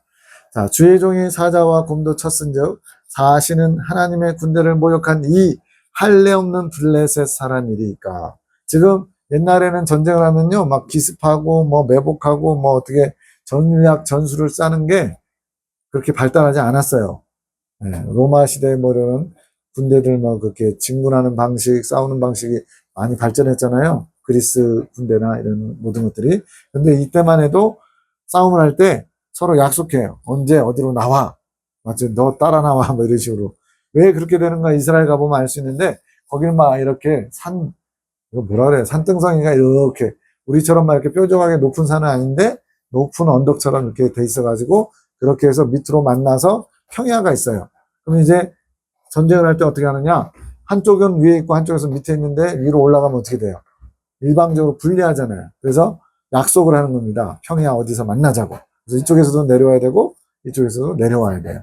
그래서 서로 여기서 블레셋하고 한판 붙자 이렇게 싸움이 벌어지는데 이때 등장한 한 사람이 있었으니 바로 아낙 자손과 같은 블레셋 사람 골리앗입니다. 골리앗. 키가 3m에 가까워요. 또 머리부터 발끝까지 청동 갑옷을 무장했습니다. 그 당시에는 청동이 귀했어요. 근데 블레셋은 그 철기 문화를 갖고 있어요. 칼을 철로 만들어요. 그래서 훨씬 이스라엘 사람보다 강력했는데 체구도 일반 사람보다 1m 이상을 크고요. 또 혼자만 그렇게 있는 게 아닙니다. 앞에 골리앗을 가리수는 방패를 든 사람이 한 사람이 또 있어요. 그러고서는 40일 동안 계속 시비 겁니다. 야, 너네가 하나님 믿는 사람들이라고 뻐겨? 나와봐. 한번 나하고 붙어보자. 이러면서 40일 동안 하나님을 조롱하고 하나님 백성들을 조롱하는 거예요. 근데 아무도 그 기세에 눌려가지고 다들 소리를 못 내는 겁니다. 왜 그렇게 40일 동안 하느냐? 기를 죽이는 거예요. 군대는 사기거든요. 사기가 50%를 먹고 들어갑니다. 싸워서 이길 수 있다는 확신이 있는 군대와 우리는 싸우면 반드시 여기서 져서 오늘 밤 죽을 거야 라고 생각하는 사람하고는 싸우면 100% 이쪽이 이기죠. 그래서 그 사기를 최대한 죽여놓고 전쟁 붙었을 때 자기네 편 그 피해를 줄이려고 그렇게 40일을 매일같이 나와서 비방하고 조롱하고 비웃는 거예요. 그 모습을 보고 다윗이 한 말이 이겁니다. 사시는 하나님의 군대를 모욕하는 저 할례 없는 백성 또 나옵니다. 할례 없는 백성 이방인들 하나님 나라에 갈 수 없는 사람들 또 가로되 여호와께서 나를 사자의 발톱과 곰의 발톱에서 건져내셨은즉 나를 이 블레셋 사람의 손에서도 건져내시리이다. 다윗이 언제 이 데뷔했는지는 알 수 없지만 10대 중반쯤 보입니다. 15세에서 한 17세 정도 사이일 것 같아요. 그러면서 내가 사자와 곰과도 싸워서 이겼다. 근데 그것이 내가 한 게 아니라 여호와께서 건져내셨다. 이런 신앙 고백이 있는 거예요. 그래서 저 블레셋 사람 손에서도 저를 얼마든지 건져내실 겁니다. 지금 다윗은요, 아직 신앙 제대로 출발한 것도 아니에요. 하나님에 대한 신앙은 있었지만, 우리가 말하는 영적 성장으로 따지면, 이 골리앗과의 싸움, 이런 것들은요, 이제 출애굽한 지 얼마 안 된, 즉, 첫 번째 연단 과정에 해당하는 부분이에요. 근데 이런 고백을 합니다. 완전히 우리하고는 좀 뭔가 싹이 달라요. 다윗이 블레셋 사람에게 이르되, 너는 칼과 창과 단창으로 내게 오거니와, 나는 만군의 여호와의 이름 곧 내가 모욕하는 이스라엘 군대의 하나님의 이름으로 내게 가노라. 와, 그 사람을 두려워한 사울하고는 완전히 색깔이 다르죠. 차원이 다르죠. 너는 무기 가지고 나오니 나는 만군의 여호와의 이름으로 나간다. 이러는 거예요. 오늘 여호와께서 너를 내 손에 붙이시리니 온 땅으로 이스라엘의 하나님의 계신 줄 알게 하겠고 또 여호와의 구원하심이 칼과 창에 있지 아니함을 이 무리로 알게 하리라. 지금 다윗은요, 내가 잘 싸워, 내가 너 이길 수 있어, 이걸 얘기하는 게 아니에요. 계속 여호와께서 나로 너를 죽이게 할 것이야, 승리케 하실 것이야, 여호와께서 영광 받으실 것이야. 모든 것의 주어가 누구냐면 여호와예요. 이게 믿음의 사람의 모습입니다. 오늘 우리가 쓰는 언어들, 행동하는 것들이 정말로 여호와 하나님을 주어로 삼고 있는지 아니면 내가 주어인지 잘 생각해 보시기 바랍니다. 내가 기분 나쁘면 화내고 내가 마음에 안 들면 배척하고 내가 좋으면 끌어안고, 이게 우리의 모습 아닌가요? 근데 지금 다윗은 아직 어린 신앙임에도 불구하고 여호와께서 주어가 여호와예요. 전쟁은 여호와께 속한 것인즉, 이거 아까 누가 얘기했죠? 네. 다윗의 아주 절친 중에 절친. 근데 죄송하게도 다윗 나이하고 이 누구예요? 요나단 나이는 기본 20살 이상 차이 나요. 시기적으로. 요나단의 나이가 훨씬 더 많습니다. 그런데도 둘이 친구하자고 그랬어요. 뭐 존댓말을 썼는지 모르겠지만 어쨌든 이 세대를 넘어서는 거죠. 다윗의 그 어린 나이에도 불구하고 요나단이 다윗을 보자마자 자기 목숨보다 더 사랑합니다. 그래서 다윗이 나중에 요나단 죽은 다음에 뭐라고 고백해요? 여인의 사랑보다 승하도다, 이렇게 고백해요.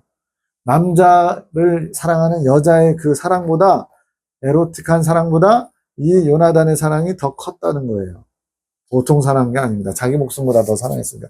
오죽하면 아버지 사울은 요나단에게 왕위를 물려주려고 하는데 오히려 요나단은 너가 장차 왕이 될 것이야 그러면서 왕위의 욕심을 안 부려요. 만약 다른 사람이 노리는 거였다면 요나단도 용맹무쌍하기 때문에 그걸 물리치려고 할 거예요. 근데 다윗이 왕이 될 줄로 믿으니까 그런 모습이 없어요. 얼마나 훌륭한지 몰라요. 이 요나단도 참 대단합니다. 너무 젊은 나이에 그렇게 젊진 않지만 아까운 사람이에요. 한 50세는 5, 60세는 됐을 것 같아요. 왜냐하면 사울이 40세에 왕이 되고 40년 동안 왕이었거든요. 그러니까 사울 왕이 80세에 죽었으니까 그 당시에 풍습에 의하면 한 60세 전후까지 그래도 살았을 것 같아요. 다윗은 그 사울 왕이 죽었을 때가 이제 겨우 이제 30세. 그러니까 30세, 60세. 거의 2배 차이 나는 거예요. 나이 차이가.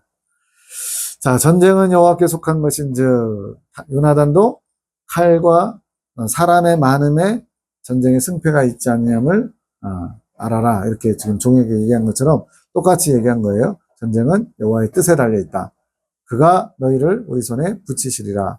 이러한 다윗의 신앙 고백 때문에 하나님이 다윗을 마음껏 사용하실 수 있었던 것 같아요.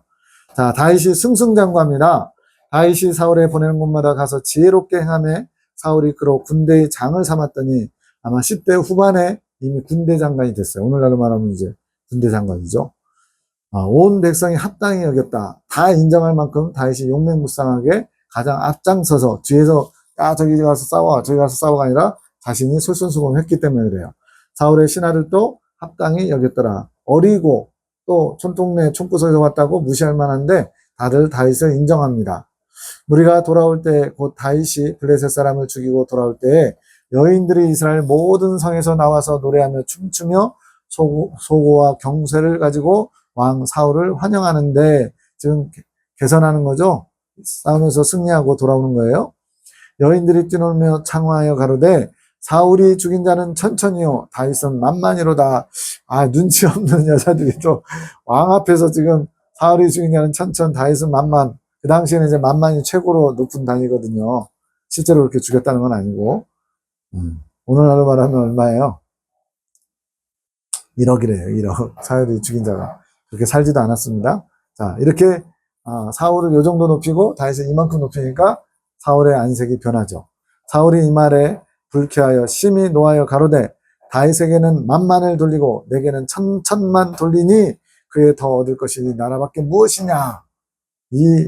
그렇게 대범하고 담대하고 멋있었던 사울이 지금 이 다윗이 등장할 때쯤에는 완전히 망가져가지고 악신이 지금 괴롭히는 수준이잖아요. 악령이 지금 사단이 그 안에 집을 짓기 시작한 거예요.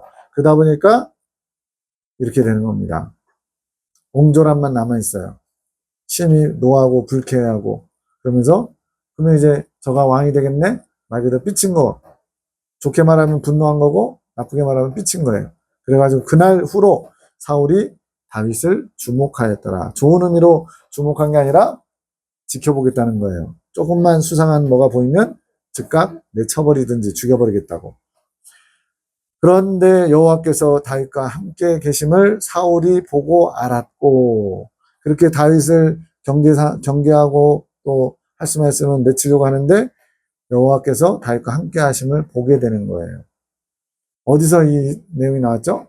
요셉 때도 그랬죠. 요셉도 여호와께서 함께 하심에 들어가도 나가도 복을 받는 거예요. 밭에까지 그 모든 보디발의 소유가 다 요셉으로 인해서 복을 받습니다. 오늘날 저와 여러분도 아브라함만 복의 근원이 되는 게 아니라 저와 여러분이 하나님을 잘 섬기면 이렇게 다윗처럼 또 아브라함처럼 복의 근원이 돼서 다른 사람에게도 복을 나눠주는 복의 도구요 통로가 될 수 있습니다. 사울의 딸 미갈도 그를 사랑함으로 사울이 다윗을 더욱더욱 두려워하여 평생의 다윗의 대적이 되니라. 그러니까 말 그대로 다윗이 나타난 후부터는 사울은 사람을 두려워하는 왕이었는데 이제는 다윗을 두려워하는 왕이 되어버렸어요. 가장 가까운 곳에서 잘 이렇게 협력했으면 더 부국강병할 수 있는 아주 좋은 그런 제목인데 오히려 그를 두려워하는 겁니다. 저가 나를 언제 죽이고 내치고 왕이 될지 몰라서요. 이게 하나님의 신이 떠난 자의 비참함이에요. 배교자의 말로와 같은 그런 모습입니다. 자, 다윗이 이제 본격적으로 이 사울의 미움 때문에 연단을 받기 시작합니다. 말 그대로 사울은 다윗의 연단을 위해서 하나님이 예비하신 악한 그릇이에요. 아까 말씀드렸죠?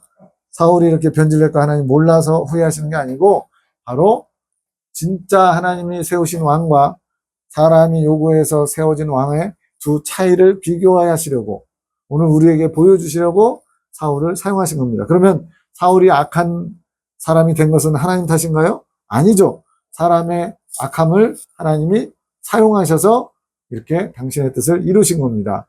요셉을 마치 형들이 미워하고 죽이려다가 애굽의 종으로 팔아서 결국엔 요셉이 총리가 돼서 하나님의 꿈이 이루어진 것과 똑같은 거예요.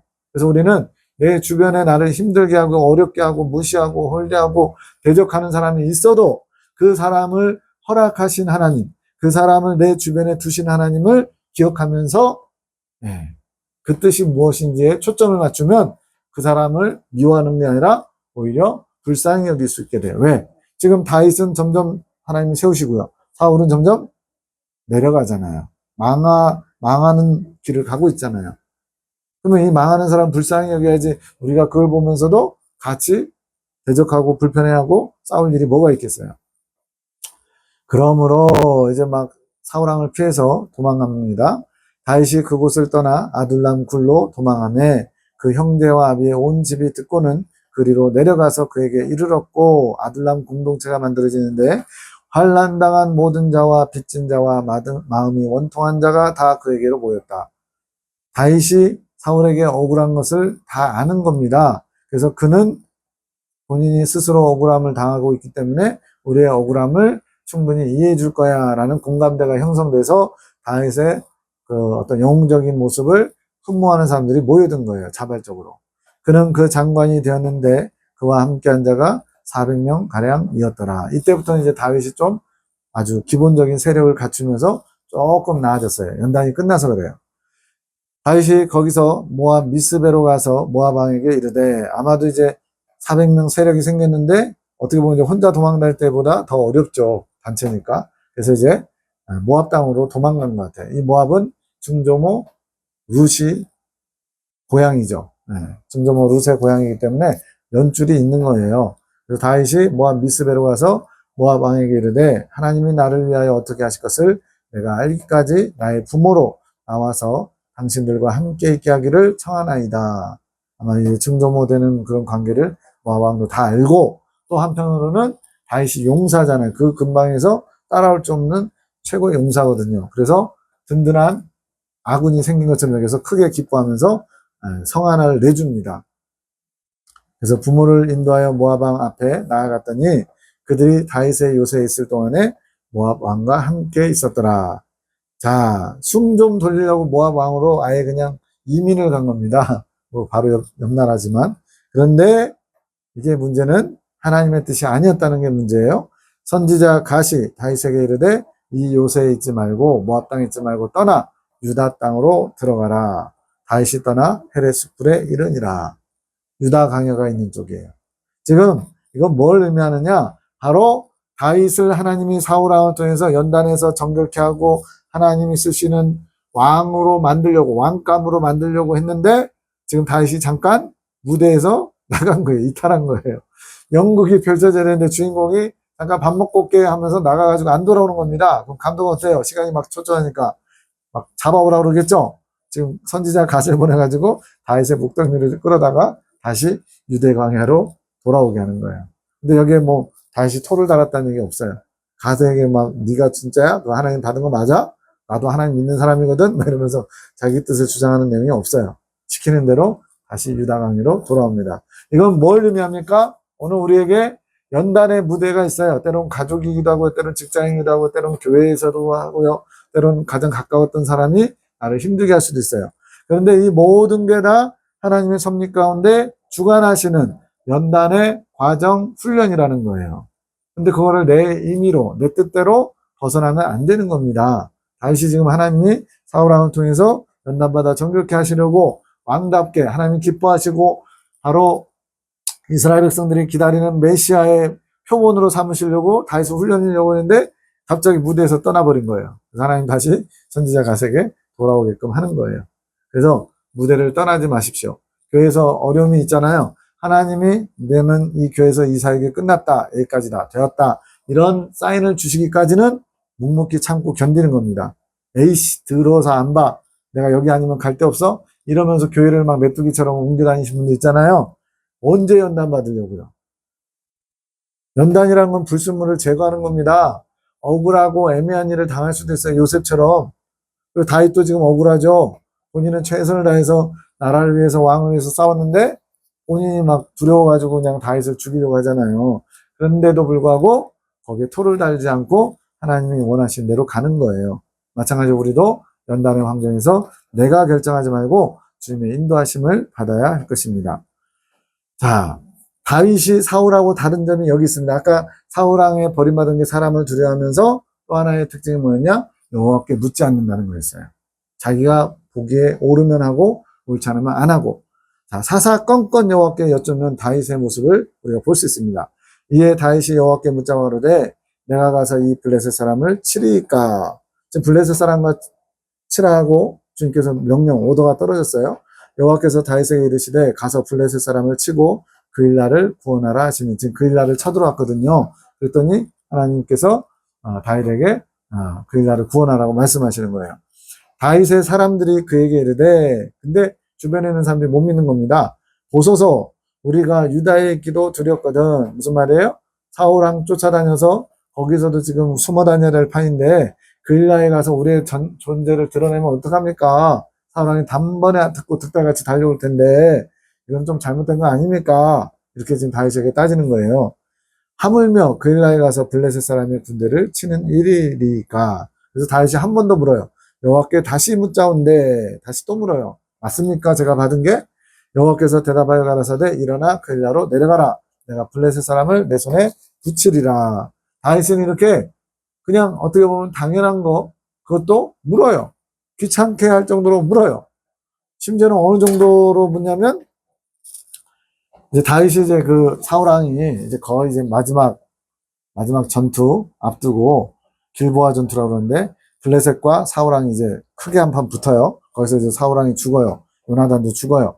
근데 이 블레셋이 자기한테 와 있는 다윗 처음에는 미친 척하고 도망갔지만 두 번째 때는 받아줬어요. 이제 이 시글락이라는 마을 거기를 이제 아말렉이나 이런 데서 자꾸 쳐들어오니까 방패막이로 쓰려고 이렇게 입구 같은 데다가 마을 하나를 내준 거예요. 그런데 부하들이 믿지 않는 겁니다. 저가 우리 뒤통수 치면 큰일 납니다. 보내십시오. 그래가지고 좀 시간이 걸리는 거리 같아요. 그래서 다시 돌아와 봤더니 시글락이 완전히 불타고 가족들은 다 끌려갔어요. 누구한테? 그놈의 아말렉. 사울왕이 아각과 그 모든 걸 다 진멸하고 끝까지 하나님의 말씀을 실천했으면 아말렉이 그렇게 득세하지 않았을 수도 있겠다는 생각이 들어요. 물론 아각은 죽었지만 또 다른 아각이 세워졌겠죠. 자, 아말렉이 이렇게 비겁한 거예요. 빈집털이. 그래가지고는 시글락이 불타고 거기에 성경 표현에 의하면 다윗과 남자들이 완전히 모든 걸 다 잃어버린 거예요. 불태워지고 가축들하고 아내와 아이들, 노인들은 다 잡혀간 겁니다. 하나님이 거기에 개입하셔가지고 한 명도 막 강간해서 죽이거나 이러지 않은 것 같아요. 통째로 다 털어간 거예요. 그러면서 막 울 기력이 다해서 울 기력이 없을 정도로 남자들이 대성통곡하면서 웁니다. 그러다가는 이제 다윗을 돌로 쳐 죽이자는 얘기까지 나와요. 저가 우리를 잘못 이끌어서 우리가 이렇게 됐다고. 근데 그때 다윗이 크게 군급하였으나 여호와를 말미암아 힘을 얻고 위로를 얻어요. 사람에게 의지하지 않습니다. 지금 자기를 따르던 사람들이 돌변해가지고 자기를 지금 돌로 치려고 하는 상황인데 크게 궁급하였다. 정말로 막 위기 상황, 절망적인 상황인데 여호와를 힘입어 위로를 얻었더라. 그렇게 나와요. 이게 다윗과 사울의 결정적인 차이입니다. 근데 이때도 또 다윗이 또 여호와께 묻자와 가로되, 아니 지금 정보를 입수했어요. 아말렉이 쳐들어가지고 이렇게 했다는 것을 병들었다고 버리고 간 소년 하나가 아말렉 사람들이 어디로 갔는지까지 다 알려줘요. 근데 다윗은 물어요. 제가 옆에 있었다면 복장이 터질 것 같아요. 지금 시간적으로 꽤 지났거든요.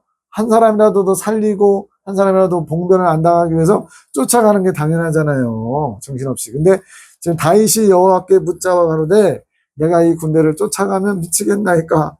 쫓아가보고 그냥 얘기해도 되잖아요. 근데 쫓기 전에 하나님 뜻이 있냐 없냐를 묻고 있는 거예요. 이게 지금 다윗의 모습이에요. 사람 보기에는 답답할 수 있고 사람 보기에는 미련한 것처럼 보여요. 하나님 보시기에는 아름다운 거예요. 여호와께서 대답하시되 쫓아가라. 내가 반드시 미치고 정령토로 찾으리라. 묻기 전에 하나님 대답해 주면 얼마나 좋아요. 하나님 그렇게 일하시지 않는다니까요. 우리 사람의 화답, 우리 사람의 기도와 화답으로 하나님이 일하셔요. 네.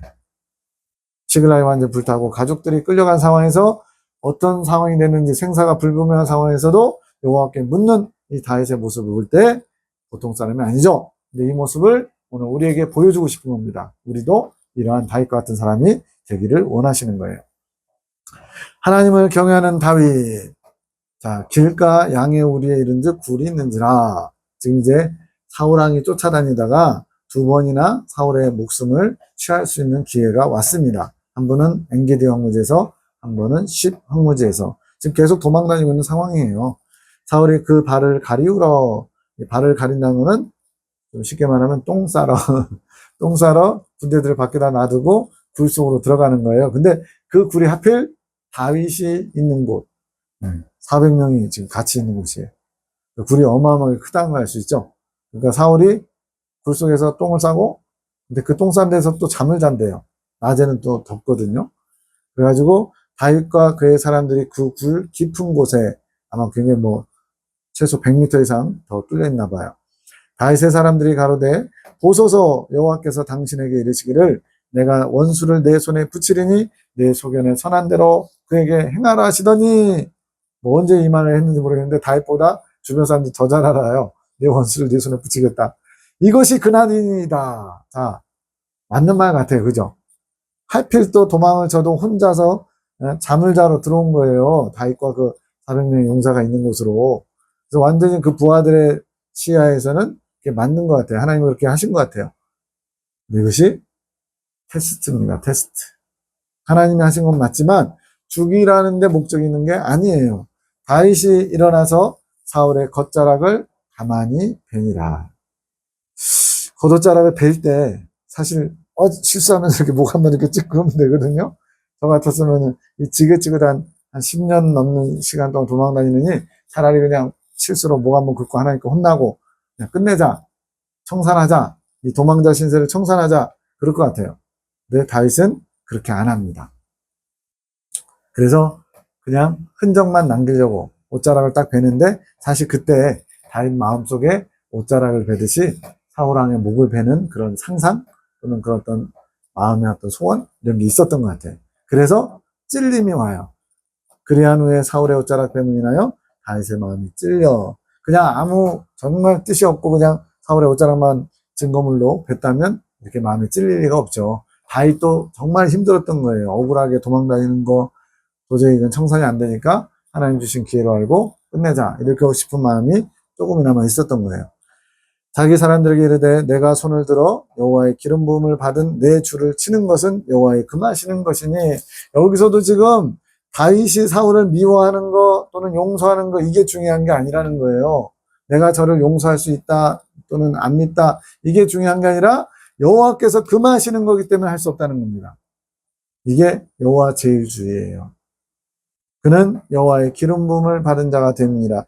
여호와께서 세우신 하나님의 종인데 내가 그의 생명을 취한다는 것은 여호와의 뜻을 대적하는 거라는 거예요. 우리가 어떤 사람을 볼 때 그 사람 자체를 보지 마시고 그 사람 배후에서 일하신 하나님, 그 사람을 사랑하셔서 십자가에 죽으신 주님을 바라보면 우리도 이러한 다윗의 행동을 할 수 있을 겁니다. 근데 그게 안 보여요. 그냥 미운 사람의 그 행실, 그 사람의 말, 그 사람의 눈빛만 보니까 자꾸만 내가 하고 싶은 대로 하고 싶은 거예요. 지금 여호와께서 금하시는 거라서 다윗은 할 수 없다는 겁니다. 그는 여호와의 기름 부음을 받은 자, 하나님이 쓰시는 종이다. 하나님이 그를 직접 패하시기 전까지는 나는 그를 패할 수 없다. 다윗이 이 말로 자기 사람들을 금하여 사울을 해하지 못하게 아니라 이렇게 말했음에도 불구하고 그 부하들은 계속 아우 저 이거 너무 지겨워요. 도망다니는 거 너무 지겨워요. 그냥 끝냅시다. 제가 그냥 모든 죄 다 뒤집어 쓸게요. 아마 이런 사람도 있었을 것 같아요. 근데 다윗이 엄하게 못하게 하는 거예요. 사울이 일어나 굴에서 나가 자기 길을 갑니다. 그러면서 이제 사울하고 어느 정도 떨어진 다음에 다윗이 자기가 한 일을 알려주죠. 이게 엔게디 황무지에서 있었던 일인데 하나님을 얼마나 다윗이 경외하는지를 보여주는 아주 좋은 예입니다. 자, 두 번째 또 사울의 목숨을 봐주는 걸 봅니다. 다윗과 아비새는 이제 다윗의 용사들 중에 하나예요. 3인의 용사인가? 네. 아비새가 밤에 그 백성에게 나아가 본즉 사울이 진 가운데 누워 자고 창은 머리 곁 땅에 꽂혔고 아브넬과 백성들은 그를 둘러 누웠는지라. 다윗이 군대 장관이었잖아요. 근데 이제 쫓겨나고 아브넬이 군대 장관인데 이 아브넬도 굉장히 유능한 군대 장관이에요. 나중에 사울 왕이 죽은 다음에 한동안 7년 가까이 이제 이스라엘 백성들을 이끌었던 그런 군대 장관입니다. 지금 10황무지에서 사울이 이제 한번 경험했잖아요. 다윗에게 죽을 뻔한 거. 그래서 진을 쳤는데 사울과 중요한 사람들이 가운데 그리고 나머지가 백성들. 그래서 백성이라고 표현했지만 군사들이죠. 군사들이 뺑 둘러싸가지고 진을 치어서 누운 거예요. 근데 문제는 하나님이 하시면 하는 겁니다. 뭐 수천만 명, 수만만 명, 또 뭐 돌로 된 집 안에 들어가도 하나님이 뚫어주시면 뚫리는 거예요. 아비새가 다윗에게 이르되 하나님이 오늘날 당신의 원수를 당신의 손에 붙이셨나이다. 이거 또 어디서 나온 말이에요? 앞에서 엔게디 황무지에서 부하들이 했던 말과 똑같은 거예요. 그러므로 청하오니 나로 창으로 그를 찔러서 단번에 땅에 꽂게 하소서. 지금 아비새도 굉장히 사울 왕에게 억울하고 원망이 가득한 거예요. 근데 다윗을 존경해요. 그래서 지금 묻는 겁니다. 그냥 에라이씨 하고서 해버릴 수 있잖아요. 근데 아비새에게도 하나님에 대한 그 어떤 존경심, 또 하나님을 존중하는 것보다 다윗, 눈에 보이는 다윗에게 그래도 존경심이 있기 때문에 묻는 거예요. 자기가 하고 싶은 것을 허락해달라고 청하는 겁니다. 나로 창으로 그를 찔러서 단번에 꽂게 하소서. 이 악연을 끊겠습니다. 당신의 손을 더럽히지 마십시오. 제 손을 더럽히겠습니다. 이 얘기입니다. 내가 그를 2번 찌를 것이 없으리이다. 용사거든요. 다윗이 아비새에게 이르되 죽이지 말라. 누구든지 손을 들어 여호와의 기름 부음 받은 자를 치면 죄가 없겠느냐. 앞에서는 찔림이 있었잖아요. 옷자락을 베면서. 근데 지금은 딱 마음을 완전히 정한 겁니다. 여호와의 기름 부음 받은 자를 하면 여호와께 죄가 된다. 또 가로되 여호와께서 사시거니와 여호와께서 그를 치시리니 혹 죽을 날이 이르거나 혹 전장에 들어가서 망하리라. 이게 다윗의 신앙 고백입니다. 내가 원수를 직접 갚지 않아도 하나님 보시기에 불의한 원수는 하나님이 때가 되면 갚으세요. 그럼 때로는 이제 원수가 돌이키고 회개하면 내가 억울해지는데요. 그게 왜 억울해요? 하나님이 나를 위해서 허락하신 악역을 맡아줬으니까 박수를 쳐주고 밥 한 번이라도 사줘야 되는 거예요. 저도 사실은 솔직히 저를 힘들게 하는 사람 밥 사주고 싶진 않은데, 그러나 원칙적으로는 하나님이 쓰시는 종, 하나님이 쓰시는 악한 자는 악한 날에 필요해서 쓰신다는 거예요. 그렇게 쓰임받았기 때문에 나를 위해서 너무나 수고가 많으십니다 하면서 밥을 사주는 사람이 진정으로 원수를 사랑하는 자예요. 원수가 줄이거든 먹일 것을 주고 목말라거든 마실 것을 주라는 게 바로 그런 의미입니다. 그래서 지금 다윗은 내가 손을 쓰지 않아도 저가 끝까지 나를 이렇게 괴롭히는 것이 아버지의 뜻에, 하나님의 뜻에 맞지 않으면 하나님께서 망하게 하실 거야. 모든 것이 여호와의 주권에 달려있어 라고 고백한 겁니다. 내가 손을 들어 여호와의 기름 부음 받은 자를 치는 것을 여호와께서 금하시나니, 똑같은 말을 지금 하고 있죠. 하나님이 세우신 종을 내가 어찌할 수 없다. 우리가 교회에서 생활하다 보면 진짜 이상한 목회자도 만나고 정말 못된 목회자도 만나요. 그를 위해서 안타깝게 눈물로 기도해 주십시오. 그 기도에 합당하면 고쳐질 것이고 그 기도에 합당치 않으면 하나님께서 친히 징계하실 겁니다. 정 어려우면 뭐 떠나야지 뭐 어떡하겠어요. 어쨌든 여호와의 주권, 여호와의 일하심을 우리는 볼 수 있어야 됩니다. 너는 그의 머리 곁에 있는 창과 물병만 가지고 가자 하고 다윗이 사울의 머리 곁에서 창과 물병을 가지고 떠나가되 깨든지 이를 보든지 알든지 하는 사람이 없었으니 지금 두 명이 지금 가운데로 가장 중요한 왕이 있는 곳까지 나와서 대화까지 했어요. 대화까지. 근데 여호와께서 그들로 깊이 잠들게 하셨으므로 그들이 다 잠이었더라. 이때 3,000명이었나요?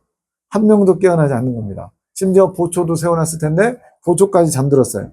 이런 게 기적이고 이런 게 하나님의 일하심이기 때문에 이걸 한번 경험한 사람은 그 다음부터 여호와 앞에 범죄하지 않겠지요.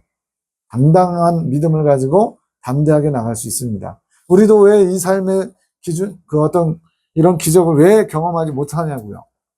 바로 그런 기적이 일어날 수밖에 없는 상황에 처했을 때 우리는 그 기적을 기대하면서 내 뜻대로가 아니라 하나님 뜻대로 행해야 되기 때문에 그렇습니다. 이처럼 다윗의 마음 자세, 다윗의 여호와를 경외하는 신앙이 있어야만 이런 일들이 있는 거예요. 그래서 뭐라고 하나님 표현해요? 하나님이 말씀하시기를 다윗이 일평생 밧세바 일 외에는 여호와 보시기에 정직히 행하였다 그랬어요. 지금 이 순간도 그렇고 앞서 엔게디 형무제에서도 그렇고 여호와의 시선을 의식하는 삶, 코람데오의 삶을 살았기 때문에 여호와 앞에 정직히 행하였다 그런 거예요. 뭐 밧세바를 속인 것도 그렇고 밧세바를 속이진 않았죠. 우리아를 속인 것도 그렇고 정직하지 않은 모습이 있어요. 근데도 왜 여호와 보시기에 정직히 행하였다 했냐? 그것은 진실됨은 기본이지만 거기서 말하는 정직은 솔직하다는 걸 얘기하는 게 아니라 하나님의 시선을 의식하는 삶을 살았다는 거예요. 지금 저와 여러분이 골방에서 은밀하게 죄를 짓고자 할 때도 하나님의 시선을 의식하면 지을 수가 없죠. 지금 내 옆에서 천사가 이러고 보고 있는 거예요. 내가 어떤 죄를 저지를 때. 예를 들어 뭐 야동을 보면서 막 즐기고 있을 때 천사가 이렇게 옆에서 보고 있다. 아마 좀 더럽다고 안 볼 수도 있지만 어쨌든 이러고 있다 생각하면 정말 옆에 누가 정말 있다고 생각하면 우리가 부끄러워 그런 거 못 하잖아요. 그런 것처럼 하나님의 시선을 의식하는 다윗의 삶이 여호와 보시기에 정직히 행하였다 칭을 받은 겁니다. 자, 마지막입니다. 하나님을 절대적으로 신뢰한 다윗과 그 아들 솔로몬이 또 비교가 됩니다. 사울왕, 사람의 욕으로 세워진 왕과 하나님이 세우신 왕 다윗이 완전히 비교가 되잖아요. 사람을 두려워하고 하나님을 두려워하고 하나님을 의식하고 사람을 의식하고 일평생 사람을 무서워하고 의식했기 때문에 다윗이 자신을 죽일까봐 왕위를 빼앗을까봐 다윗을 쫓아다니는 어리석은 자가 되었잖아요. 이 다윗을 보세요. 시간이 좀 지난 다음에 이제 이스라엘 전체의 왕이 됐어요. 르홉의 아들 소바 왕 하닷에셀이 자기 권세를 회복하려고 유브라데 강으로 갈 때 다윗이 저를 쳐서 그 마병 1,700과 보병 2만을 사로잡고 병거 100승의 말만 남기고 그 외의 병거의 말은 다 발의 힘줄을 끊었더니 지금 이게 이스라엘의 북쪽의 나라의 소바 지역의 왕이 이제 지금 그 조공을 바치는 상황이었어요. 근데 이제 그거를 안 하려고 은밀하게 반역을 준비하고 있었어요. 그걸 알고 이제 다윗이 공격해가지고 마병 1,700, 보병 2만을 사로잡았대요. 그러면은 몇십만 명 정도 되는 대규모 전쟁이었겠죠. 그런데 놀랍게 이 빨간색 보세요. 병거 100승의 말만 남기고 그 외의 병거의 말은 다 발의 힘줄을 끊어버렸다. 이건 무슨 말이에요? 전투말을 노역마로 바꿔버린 겁니다. 말 그대로 바가는 말로 바꿔버린 거예요. 전투말 한 마리 만드는데 엄청난 비용이 드는 걸로 알고 있습니다. 아무 말이나 되는 게 아니고 뭐 어떤 조건이 되게 까다로울 거예요. 그래서 전투기 조종사 하나 만드는데 몇십억이 든다나요? 40억인가 얼마인가? 굉장히 많은 돈이 들어가요. 그래서 나중에 그분이 베테랑이 되면 네 목숨은 버리더라도 전투기는 살려라 이렇게 요구했다면 베테랑이 되면요. 20년 막 공군 조종사면요. 전투기는 버리더라도 너는 살아남아야 돼 이렇게 된단 말이에요. 지금 좀 쉽게 이해시킬까요? 제가 어떤 기종을 폄하하는 건 아닌데 벤츠를 수백 대를 얻었는데 하나님 보시기에 부끄럽다고 다 모닝하고 바꿔버렸어요. 벤츠 1억짜리 2억짜리를 모닝 1,000만 원짜리하고 바꿔버린 거예요. 뭐 때문에? 왜 이렇게 했을까요? 다윗이 병거나 말이나 칼과 창을 의지하지 않고 오직 여호와만을 의지하려는 다윗의 신앙 고백입니다. 이게 아무나 할 수 있을까요? 저도 자신이 없어요. 왜? 일단은 병거들이나 병사들이 쭉 이렇게 둘러싸고 있으면 든든할 것 같아요. 왜냐하면 사방이 다 적이거든요. 다윗이 성전을 짓지 못하는 이유가 뭐예요? 그렇게 소원했는데 나는 피를 너무 많이 흘렸다. 수많은 말 그대로 전쟁 속에서 살았어요. 전쟁터에서 전전했던 다윗인데 그 가운데서 이렇게 엄청난 아주 그 당시로 말하면 탱크 개념인데 탱크를 획득했는데 이걸 달구지로 바꿔버린 거예요. 노역마로. 보통의 이 배짱, 이건 배짱이라기보다는 신앙이죠. 하나님만을 의지하겠다는 표현입니다. 그에 반해서 솔로몬은 어떻게 했나 보자고요. 머리 넘버원이죠. 전에도 없고 후에도 없을 최고의 지혜를 받은 솔로몬은 어떻게 했느냐. 왕된 자는 말을 많이 두지 말 것이요 말을 많이 얻으려고 그 백성을 애굽으로 돌아가게 말 것이니 신명기에 있는 말씀이에요.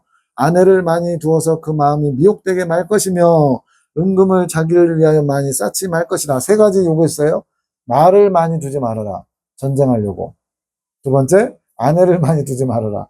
세 번째, 자기를 위해서 부를 축적하지 마라. 솔로몬은 이 세 가지 다 어겼어요. 그 좋은 머리 가지고 애굽에서 말을 수입해다가 주변 국가에다 팝니다. 그리고는 마국간이 400개라고 나와요. 뭐 그 번역상의 문제인지 어쩐지 모르겠지만 병거성을 여기저기다 막 지어요. 병거, 탱크 놔두는 거. 오늘날 말하면 전차대를 막 여기저기 짓고 마국간도 400개나 짓고 부를 엄청나게 축적해가지고 솔로몬과 그 신하들이 누리는 그 부가 극에 달했어요. 길가에 백향목이 오늘날 말하면 엄청 비싼 소나무 같은 거예요. 백향목이 뽕나무처럼 흔했고 은이 돌멩이처럼 흔했던 그런 시대라는 거예요. 물론 이제 백성들한테는 해당하지 않고요. 부를 누리는 솔로몬과 그의 부하 장관들에게. 그런데 아내는 또 몇 명 도냐? 후비가 700명, 빈장이 300명. 1000명. 의자왕에 미치지 못하지만 1000명의 아내를 둡니다. 그리고 애굽, 그 당시 최고의 그 주변 강대국이 애굽이었거든요. 애굽의 바로의 공주를 아내로 맞이해서 그를 기쁘게 해주려고 왕궁을 아주 화려하게 지을 정도로 이렇게 철두철미하게 아버지께 물려받은 나라를 더 강성하게 다윗 때보다 더 튼튼하게 만들었는데 홀라당 그 아들 때 르호보암 때 다 날아가 버려요. 12지파 중에 2지파 유다와 베냐민만 남고 나머지는 다 10지파가 돼서 북이스라엘로 갈라지게 됩니다. 그러니까 이게 얼마나 아이러니한 거예요. 다윗은 본인에게 떨어진 것조차도 다 반납한 거예요. 왜? 여호와만을 의지하려고. 근데 솔로몬은 자기에게 주어진 잔머리를 잘 굴려가지고 엄청나게 부국강명 만들어놨어요. 근데 불과 몇 년 못 가고 아들 때에 다 날아가 버려요. 이것은 뭘 보여줍니까? 하나님을 의지하는 사람과 자기 머리를 의지하는 사람의 차이를 보여줍니다. 사람을 두려워한 사울이나 자기 머리를 의지한 솔로몬이나 하나님을 의지한 다윗과 비교해보면 완전히 이거는 육적인 사람들인 거예요. 저와 여러분에도 이러한 다윗과 같은 사람이 되기를 요구하시고 그걸 위해서 이렇게 샘플로 다윗을 세우신 거예요. 모쪼록 내용들 다시 한번 훑어보면서 내게 부족한 것이 무엇인지 정말로 내게 여호와를 경외하는 신앙, 여호와의 시선을 의식하는 삶인지 한번 돌아보시는 시간이 되었으면 좋겠습니다. 감사합니다.